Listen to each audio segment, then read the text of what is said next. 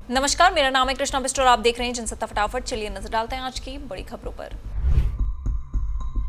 Israel और Iran के बीच में संघर्ष लगातार बढ़ता ही जा रहा है। इजराइल ने सोमवार की रात को लड़ाकू विमानों से तेहरान में लाइव प्रसारण के दौरान सरकारी टेलीविजन हेडक्वार्टर पर बमबारी कर दी। वहीं ईरान ने भी इजराइल पर अब तक लगभग 400 बैलिस्टिक मिसाइलें दागने का दावा किया है। वहीं एबीसी न्यूज से इजराइल के पीएम नेतन्याहू ने कहा कि खामनेई के खात्मे के साथ ही क्षेत्र में शांति आएगी। इस बीच मिसाइल और ड्रोन हमलों के कारण ईरान और इजराइल में मरने वालों की संख्या बढ़ती जा रही है। ईरान में कम से कम 224 लोग मारे गए हैं और 1200 से ज्यादा लोग घायल हुए हैं।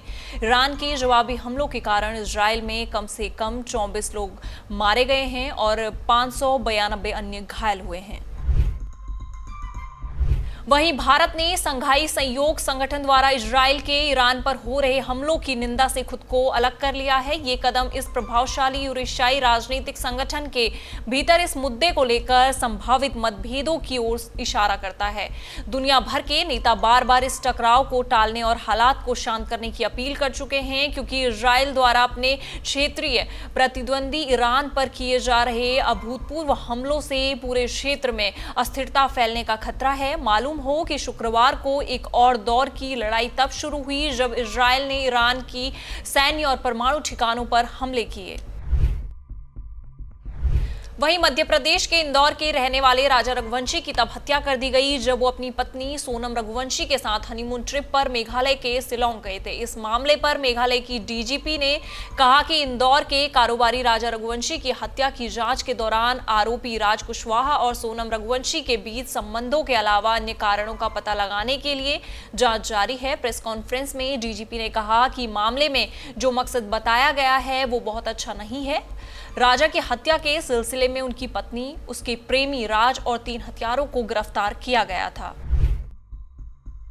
वहीं पीएम मोदी आज कनाडा पहुंच चुके हैं और G7 शिखर सम्मेलन में हिस्सा लेंगे। प्रधानमंत्री की यात्रा पर कनाडा के पत्रकार ने कहा कि कनाडा और भारत के बीच सबसे बड़ा टकराव खालिस्तान आंदोलन और देश में आतंकवाद का समर्थन है। कोई नहीं चाहता कि भारत फिर से आंतरिक अलगाव से गुजरे, लेकिन भारत के बाहर इसे कमजोर करने की कोशिश की जा रही है। इसका ज्यादातर वित्त पोषण पाकिस्तान द्वारा किया जा रहा है।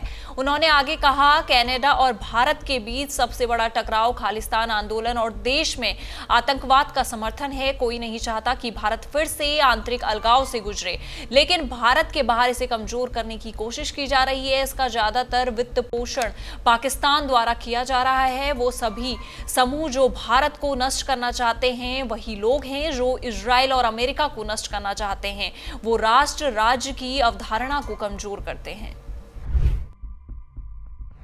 वहीं देश की राजधानी नई दिल्ली और आसपास के शहरों में आज बादल छाए रहने का अनुमान है। मौसम विभाग के अनुसार दिल्ली शहर में मंगलवार को शाम और रात के समय गरज के साथ हल्की से मध्यम बारिश की संभावना है। दिल्ली में मंगलवार को अधिकतम तापमान 35 से 37 डिग्री सेल्सियस और न्यूनतम तापमान 26 से 28 डिग्री सेल्सियस के बीच रहने की संभावना है।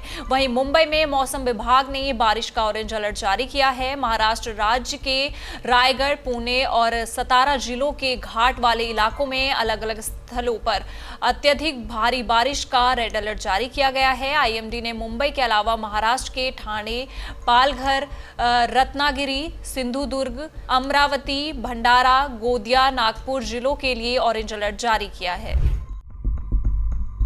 वहीं उत्तर प्रदेश में मानसून के आगमन से पहले तेज हवाओं के साथ हल्की बारिश और बादल गरजने का सिलसिला चल रहा है। इस बीच कई जगहों पर आकाशीय बिजली गिरने की घटनाएं भी हुई। पिछले 24 घंटे के अंदर यहां प्राकृतिक आपदाओं से 35 लोगों की मौत हो चुकी है। हालांकि अधिकतर मौतें आकाशीय बिजली गिरने से हुई।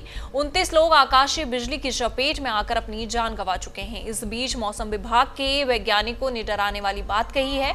आईएमडी के सीनियर ने कहा कि यूपी में अगले 7 दिनों में बिजली गिरने की घटनाएं और ज्यादा होंगी। लोगों को अलर्ट रहना चाहिए। मौसम खराब होने पर पेड़ के नीचे या खुले में ना रहें।